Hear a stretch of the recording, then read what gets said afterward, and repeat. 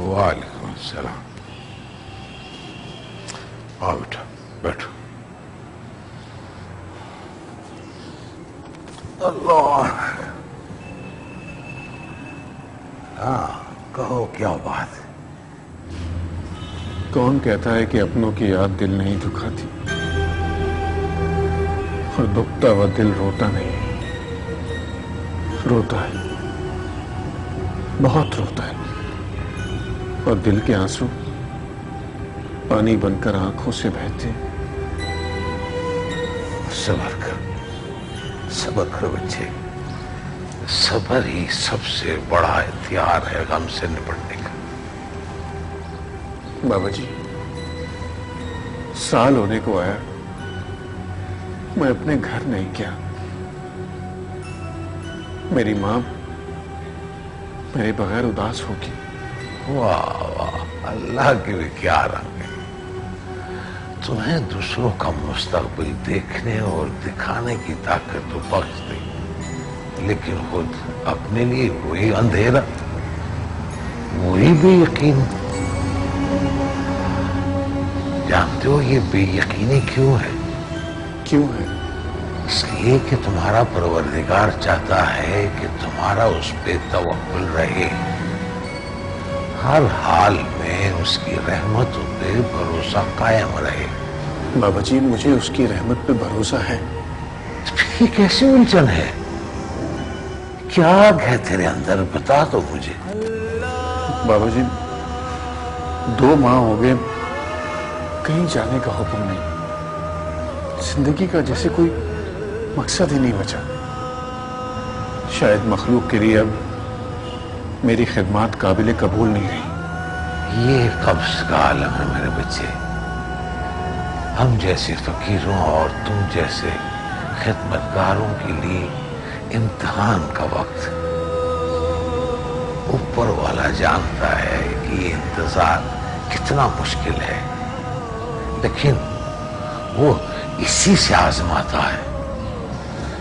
या अल्लाह या बासित पढ़ा करो और इंतजार करो। अल्लाह तो खैर ही खैर है, खैर करेगा।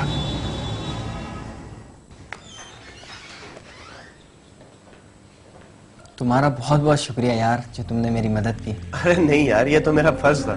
और अगर तुम्हें और पैसों की जरूरत हो तो मुझे जरूर बताना। अच्छा ठीक है यार। अब ऐसा कर, फटाफट निकल, तुझे हॉस्पिटल पहुंचना। हाँ ओके ओके। अस्सलाम वालेकुम अंकल।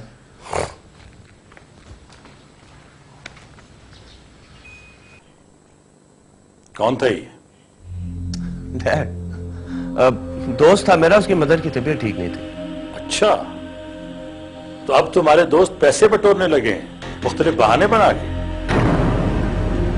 बहाना नहीं डैड, मैंने खुद सुबह जाके देखा, उसकी मदर की तबीयत खराब थी और ऑपरेशन के लिए पैसों की जरूरत थी और बंदोबस्त नहीं हो रहा था। और फिर हमें फर्क क्या पड़ता है डैड? अल्लाह का दिया इतना कुछ तो है हमारे पास। मेरी मेहनत का पैसा है बरखुरदार, मेरी मेहनत का पैसा। आइंदा पैसे देते वक्त याद रखना, पेड़ के साथ नोट नहीं लगे हुए कि मैं तोड़ तोड़ कर लाऊं और तुम छापड़ी में रखकर बांटते फिरो। डैड, ये उसकी मां की जिंदगी का सवाल है डैड। और पैसे की अहमियत ही क्या है किसी की जान के आगे? मत पढ़ाओ मुझे ये मौलवियों वाला फलसफा, मैं नहीं मानता इन बातों को। मुझे तो जिंदगी ने सिर्फ एक ही चीज सिखाई है कि पैसा ही सब कुछ है। पैसे में ताकत, जो चाहे जाकर खरीद लो, सब बिकता है। तुम तो खुश नसीब हो कि एक अमीर बाप के बेटे हो। बेटा, ये छोटे छोटे और गरीब गुरबा लोगों से तुम्हारी दोस्ती कुछ जेब नहीं देती तुम। हां, दोस्ती करो, लेकिन अपने स्टेटस के मुताबिक। यही दुनिया का असूल है, बंदे को बंदा ना समझो, तभी दुनिया इज्जत करती है।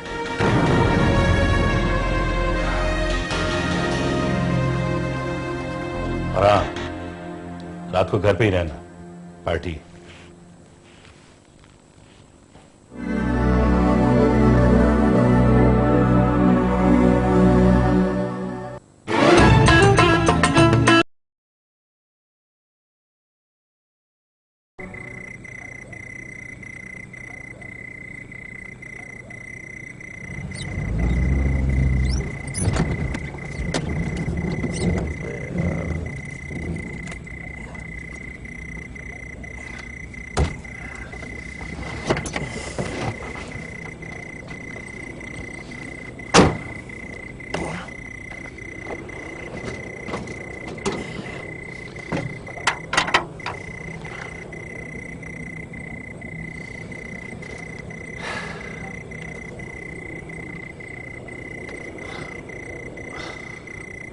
भाई साहब, भाई साहब,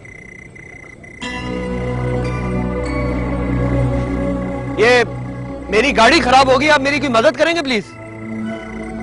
जी मैं देखता हूं।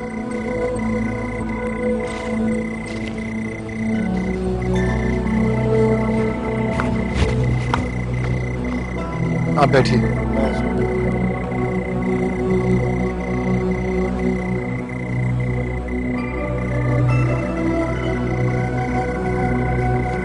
स्टार्ट कीजिए।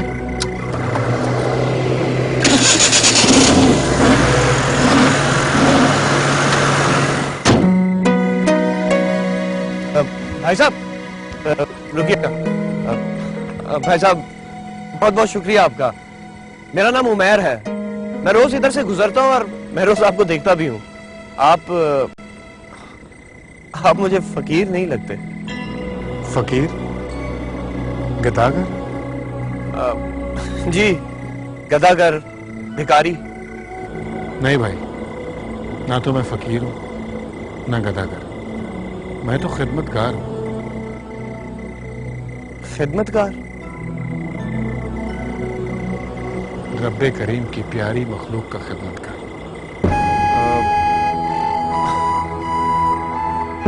अच्छा है, ये तो बहुत अच्छी बात है।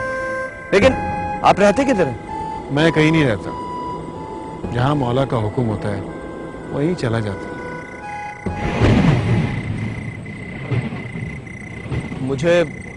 मुझे लग रहा है कि बारिश होने वाली है, मौसम खराब होने वाला है। आप ऐसा करें, मेरे साथ चले आ जाए। कहां? अभी तो आपने कहा कि जहां आपकी जरूरत होती है, जहां मौला का हुक्म होता है, वहां आप चले जाते हैं। तो हो सकता है मुझे आपकी जरूरत हो।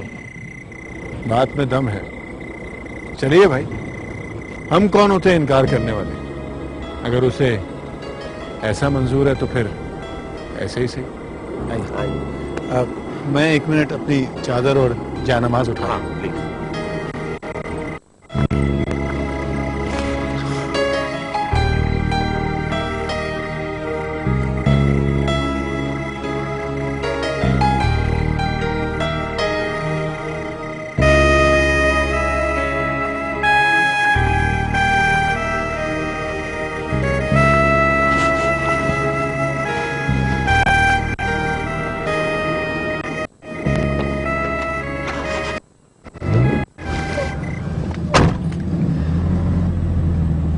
ये राह मुश्किल नहीं।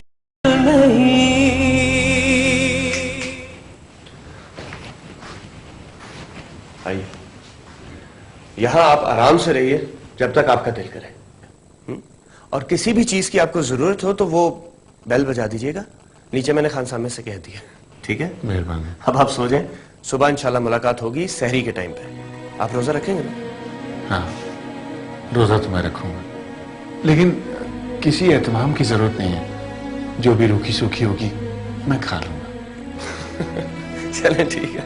और मोहसिन भाई, ये जो है ना, अपना थोड़ा सा हुलिया ठीक कर लीजिएगा, वॉशरूम इस तरफ है। अच्छा, ओके, अब मैं चलता हूँ। शब खैर। शब खैर। वाह मेरे मौला, वाह,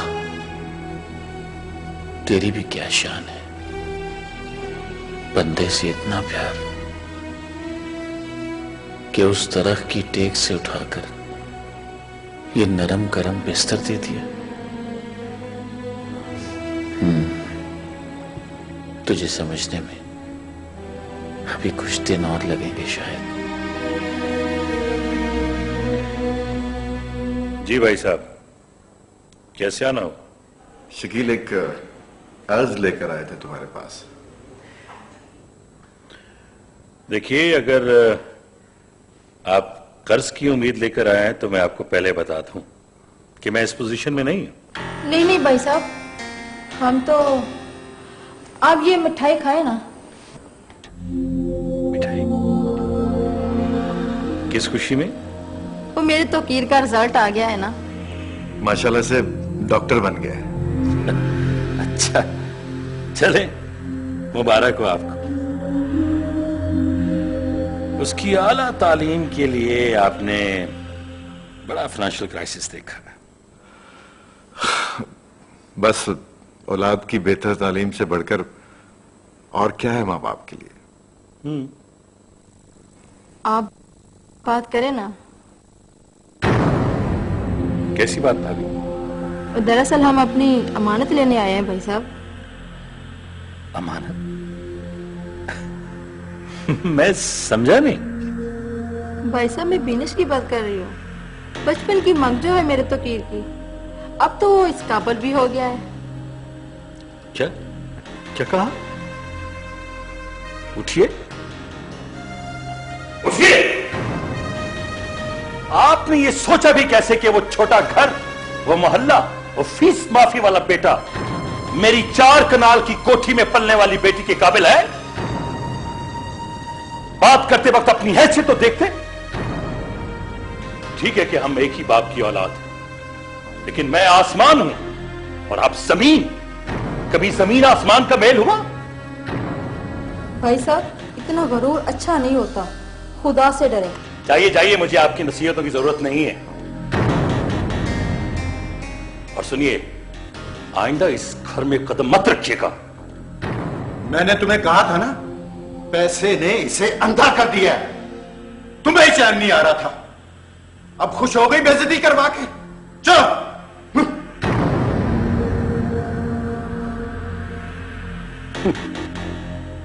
आए थे मेरी बेटी का रिश्ता लेने।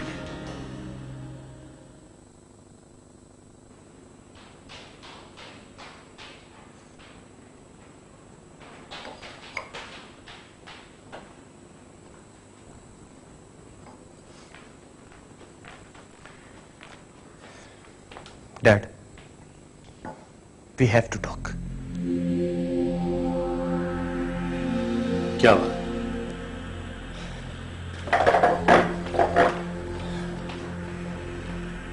डैड, आपने अंकल आंटी को कल मना कर दिया।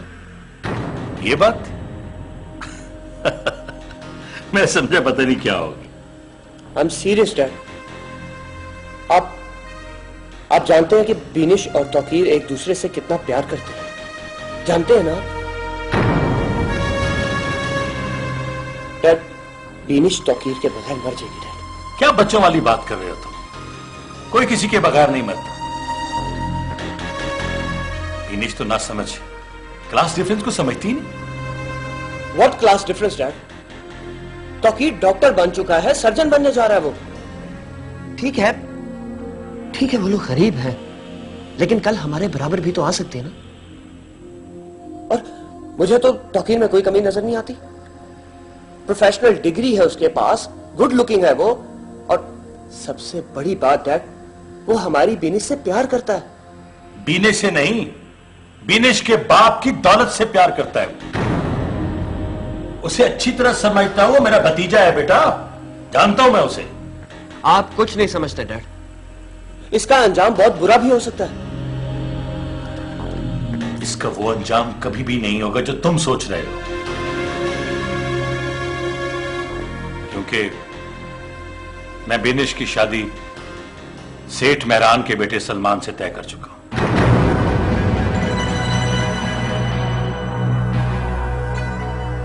और कल वो लोग आ रहे हैं शादी की तारीख लेने। घर पे रहना। ये राह मुश्किल नहीं।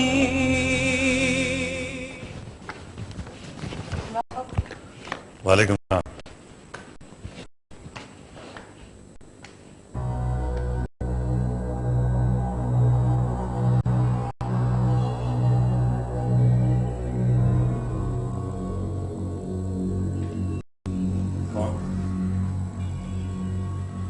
कौन हो तुम और यहां क्या कर रहे हो? जी वो उमैर मुझे यहां लाया है। क्या करती हो तुम? कुछ नहीं। कब से उमैर को जानते हो? यही कोई 7-8 दिनों से। माशाअल्लाह, 7-8 दिन की जान पहचान में एक भिख मंगे को उठाकर साहबजादे घर ले आए। चलो अपना बोरिया बिस्तर उठाओ और निकलो यहां से। ये आप क्या कर रहे हैं? ये मेरे मेहमान हैं। तुम ऐसा करो कि सारे भिखारियों को उठाकर घर में ले आओ। तुम क्या देख रहे हो? चलो यहां से। Dad please. मुस्लिम भाई आई एम सॉरी। आप प्लीज बैठे, मैं डैड से बात करता हूं। नहीं भाई, इनसे बात करने का कोई फायदा नहीं, क्योंकि ये तो बहरे हो चुके हैं। गुरूर ने इनसे इनके कान छीन लिए। ये तो एक माजूर आदमी है। और निकलो यहां से, चलो। मैं जानता हूं तुम जैसे ठगों को। चलो। नहीं, आप नहीं जानते, आप कुछ भी नहीं जानते। अगर आप एक बार अपनी आंखें खोलकर देख लें तो ये जान लेंगे कि आपके गरूर का मुस्तकबिल कुछ ऐसा है।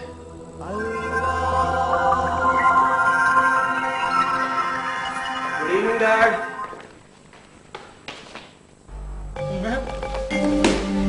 Dad dad dad dad dad आप डैड। बशीर बशीर जल्दी गाड़ी निकालो, जल्दी जल्दी आओ। डैड डैड डैड आपको क्या फॉलेज?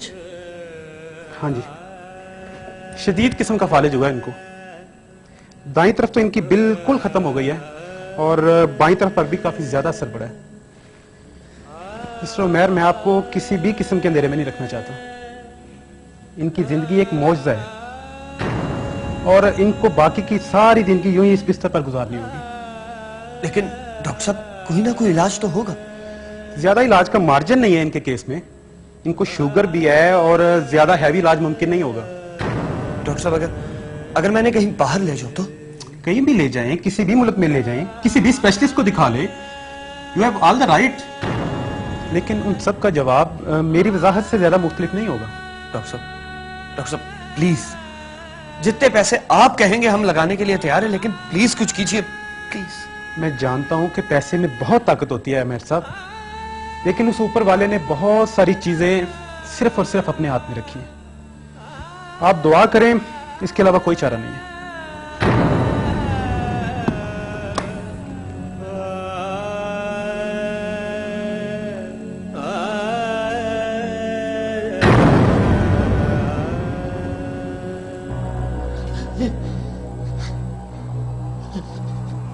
डैड डैड डैड डैड क्या हुआ आपको? डैड डैड मैं ठीक हूं।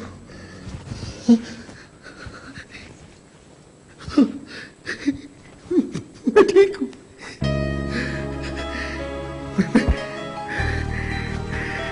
मैं ठीक हूं। वो तुम्हारा दोस्त कहाँ है? हुसैन? हाँ, वो तो अभी चला गया डैड। अरे रोको उसे। डैड रोको! अरे रोको उसे। सुनो बेटा। बाबा अरे बेटा सुनो। रुको रुको बेटा, रुको।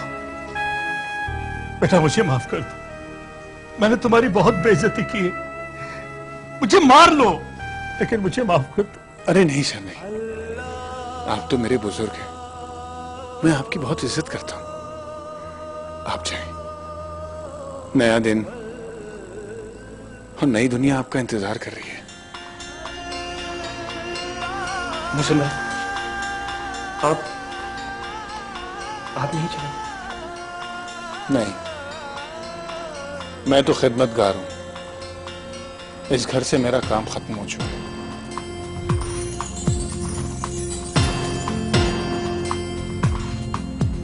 तुम बहुत अच्छे हो, मैं तुम्हें कभी नहीं भूल पाऊंगा। भूलूंगा तो मैं भी कभी नहीं, और ना ही कभी आपके इस एहसान को। एहसान मेरा नहीं,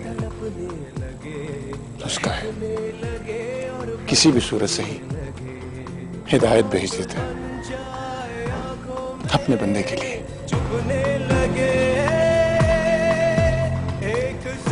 अल्लाह हाफिज।